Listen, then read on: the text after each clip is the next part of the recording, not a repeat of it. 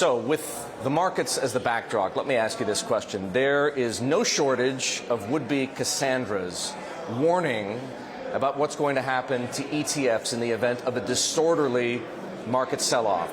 What do you say to the people who haven't yet forgotten, or for better perhaps, who still remember August 24th, 2015?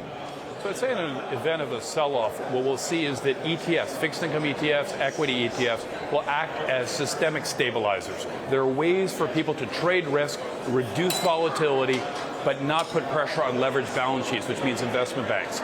So the experience has been that when we see stress, for example, in fixed income and high yield in 2015, it was dissipated and the prices, new prices were struck fastest in the ETF.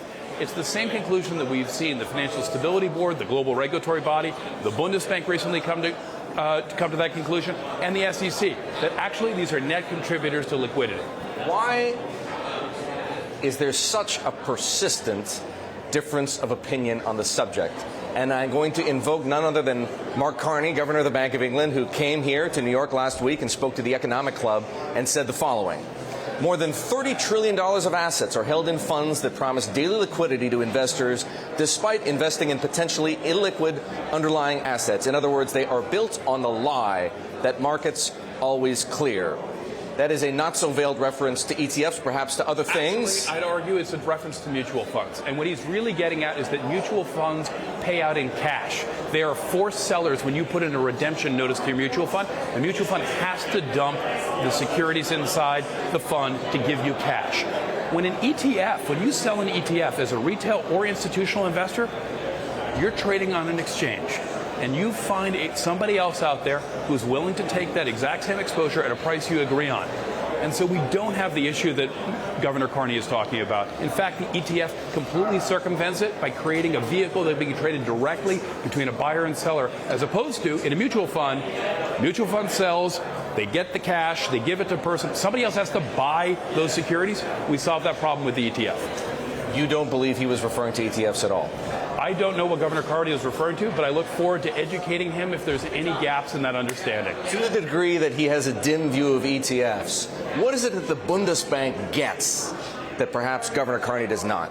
The experience, the lived experience over and over again is that when we see market stresses, ETFs act as shock absorbers and liquidity vehicles that allow people to set the new price.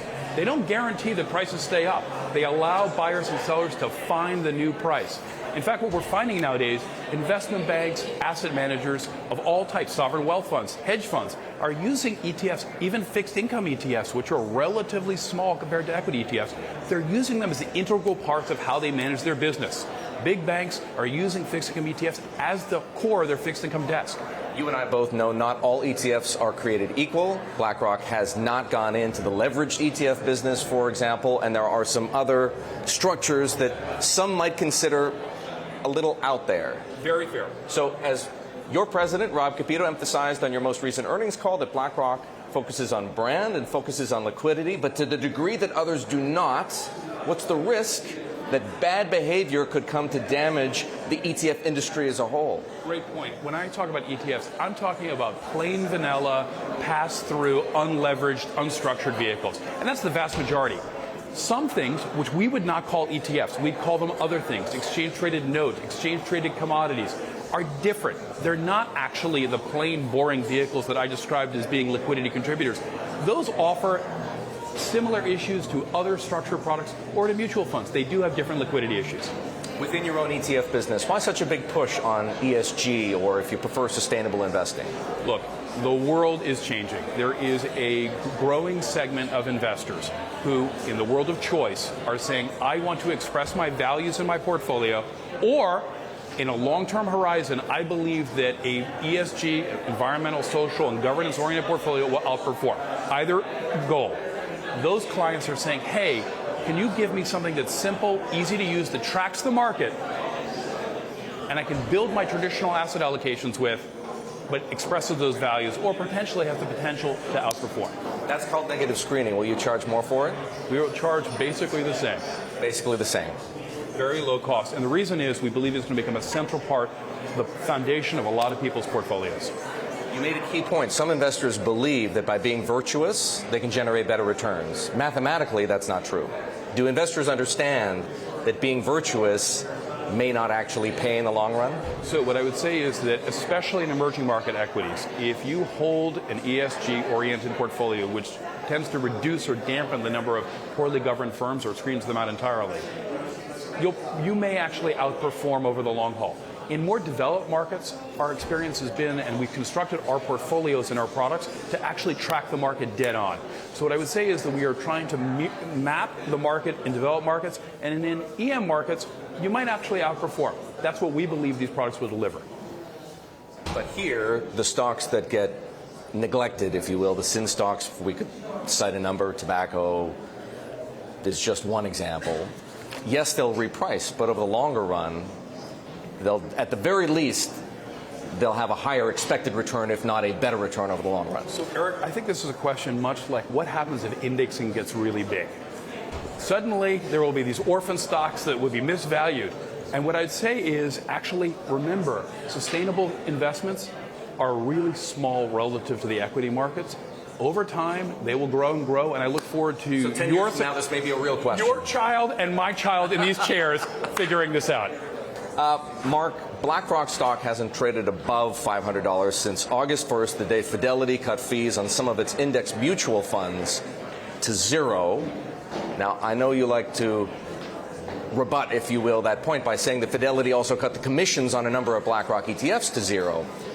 My question is this: how long until the first zero-fee ETF? I don't think we're going to see it. We're certainly not going to see it at BlackRock, and here's the reason. Our revenue model and our service proposition are totally aligned. We offer clients a very, very low-cost way of investing in global markets, and then they pay us directly for that. So zero is not aligned with that proposition. What I'd also say is that I actually think that you're seeing financials as a whole in a big downdraft right now. We could talk about the whys and wherefores of that, but here's what I'd say about specifically low-cost, even zero-cost index funds that another firm might have provided. Banks in the 80s, when I was growing up, offered toasters free if you opened a checking account. Last time I checked, toasters still cost something. So I don't think that the model of low price to get people in the door actually will ultimately change what is fundamentally a tool used by institutional and wealth investors to build portfolios. Is the trajectory on fees still nevertheless down?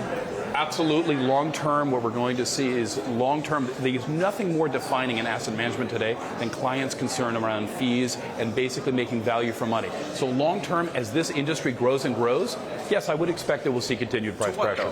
And let me put it in context. As you know, the average fee on your iShares was 6 basis points as of last quarter, down from 6.5 a year ago and more than 8 3 years ago. That's for the index exposures overall. For iShares, it's significantly higher. But let me get where you're going. Eric, I think the question is, when you look down the road, how low can fees go? Let me tell you where they already are. We offer you the entire U.S. market for 3 basis points. That's 3 cents on $100. I really think we're pretty much close to that asymptotic limit.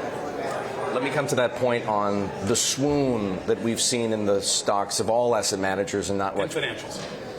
ETFs help to explain the extraordinary outperformance of BlackRock stock for the 5 years, 2012 through 2017. Do they explain in any way, given the slowdown in flows, what's happening to BlackRock stock now? Well, I can't really speak to why buyers and sellers of BlackRock stock have set the price where it is now. Here's what I'd say. We see this market growing at 13 to 15% organically in as far out as we can see, at least 5 years. That means it's going to double over the next 5 years. By the way, that's the trajectory we've seen for the last 5 to 10 years. Flows are growing in single digits. Due to market conditions in the short term. Last year it was over 20%. I think what's changed is that A, investors are getting nervous about global markets, especially non-U.S. equity markets, and maybe now U.S. equity markets. And B, there's dollar cash yields are actually positive for the first time in 10 years. Put those together, you get a slowdown. Last year was overheated. Long-term trajectory, 13 to 15% growth in the industry. We think that's going to pull us forward.